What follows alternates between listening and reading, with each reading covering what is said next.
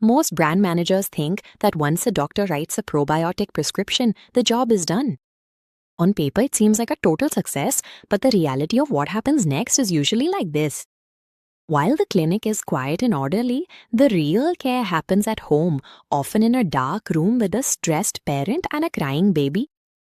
Between the doctor's advice and the final health outcome, there is a sensitive period we call the recovery gap. This is where brand loyalty actually starts. Gut recovery isn't a single visible event like fixing a fractured bone. It's a slow, personal process where symptoms keep changing, leaving patients without clear daily signs that they're getting better. When patients don't know what normal progress is, they naturally get anxious, thinking that lasting symptoms mean the treatment has failed.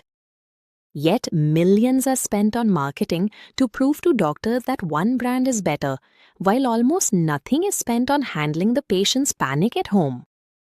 Getting a prescription only ensures a single purchase. The lack of guidance during recovery determines if a patient will ever use your brand again. This line graph shows patient wellness over a 14-day recovery period. The most important time is the first 48 hours. When symptoms continue, patients think the product isn't working and stop the treatment early, or they panic and call the doctor. Now imagine being the clinic staff who have to answer those calls. They're trying to handle serious cases, but their day gets interrupted by a constant stream of patients who just don't understand their recovery timeline. Over time, doctors start to quietly link your brand with all this extra work and patient complaints. Every bit of money you spent convincing the doctor to prescribe it is wasted if the patient stops the treatment on day 2. Flat repeat usage graphs rarely mean the product doesn't work. They show a failure in providing reassurance once the patient leaves the clinic. Fixing this needs a shift from passive marketing to active care, specifically by adding a digital recovery process into the clinic's daily work. This screen shows the starting guide phase. Before leaving the clinic, a patient scans a QR code to reach a brand-sponsored digital support platform. Inside, they find step-by-step guidance made for their specific condition. It clearly shows what symptoms to expect, explaining exactly what normal progress should look and feel like. Then comes the reassurance phase. As recovery happens, the tool explains that early symptoms are normal, stopping panic before it starts. This process makes the brand a helpful guide, giving support long after the medicine is given. There's a clear trade-off here. Building this needs a lot of initial digital development costs and passing strict medical compliance checks. It takes more effort than printing another glossy brochure, but the investment allows you to stop fighting over marginal differences in the physical product and start standardizing the patient's psychological experience of getting better. The final piece of this digital workflow is structure, which systematically controls how and when patients reach back out to the clinic. This flowchart maps out how automated red flag prompts continuously assess the patient's condition at home. If the inputs match normal recovery patterns, the system directs the patient down a green pathway, advising them to simply continue their therapy.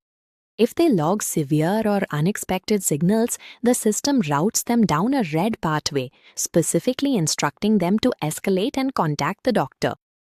This filtering mechanism reduces the operational noise for clinic staff by clearing out calls that don't require clinical intervention. The secondary trade-off to this strategy is that your success now depends heavily on driving high digital engagement rates among patients rather than relying solely on the relationships your sales reps hold.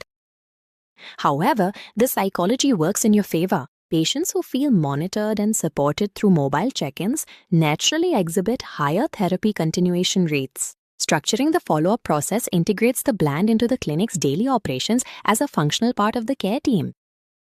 Let's look at the return on investment using a chart plotting effort against clinic value.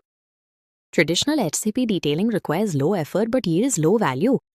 Deploying a digital recovery workflow requires significant investment but provides measurable utility to doctors. While it requires extensive clinic onboarding and technical setup, the operational relief it provides generates deep, long-term loyalty from the staff. That kind of loyalty is highly defensible. Competitors can easily buy more ad space or mimic a clinical claim, but they cannot easily replace an operational tool the clinic relies on every day. The intense initial effort is justified because it builds a solid competitive moat against commoditized rival brands. This strategy is not for every product. It is designed for specific types of pharma portfolios.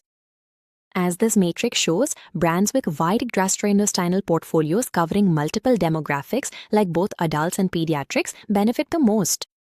They can tailor digital assistance to specific triggers like antibiotics or infant colic. If you are looking for an overnight sales spike, do not attempt this. This approach requires time to build functioning patient systems and earn genuine trust from the clinic staff.